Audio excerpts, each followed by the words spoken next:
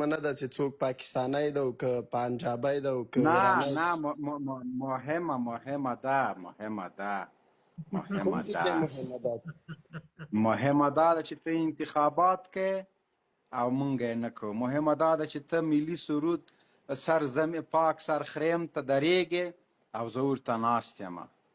اوس ته د لارډ میکالي قانون ته اسلامي قانون وایې، زه ورته کفري قانون وایم. ډېر فرق هم د سره ښه مخکې ځه.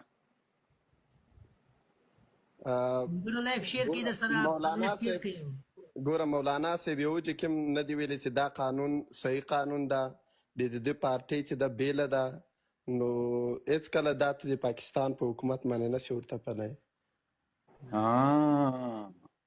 په پارلمان کې چوکۍ لري که نه؟ لري، بالکل لري. بس صحیح شو، لږ صبر وکړه. که دا اوس دا د پاکستان وزیر اعظم چې د کوم قانون لاندې به حکومت چلوي؟ معلومه ده چې دی به اسلامي قانون راولي لکه څنګه چې په افغانستان کې ده.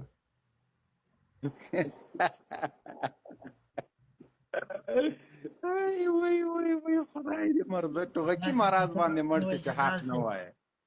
الله دې د غواګانو طبق مرض در باندې راولي چې حق خبره نه کوي. دا وجرګه صاحب داسې مثال ده، ښه ودرېږه پلانه. دا داسې مثال ورکوي که نه، لکه اوس چې غوایی له غوا نه راایساری. نه ګورئ، یو مولوي، یو مفتي، یو مولانا څنګه کولی شي چې د کفري قانون په ځان باندې حاکم کې، یعنی عملي پاکستان قانون اسلامي ده که نه؟ اسلامي ده که کفري ده؟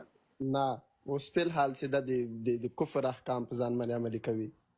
خو چې کله مولانا صاحب حاکم سي، کله چې دی وزیر اعظم سي له خیره سره، بیا به اسلامي نظام وي او قرآني نظام به وي لکه څنګه چې په افغانستان کې ده.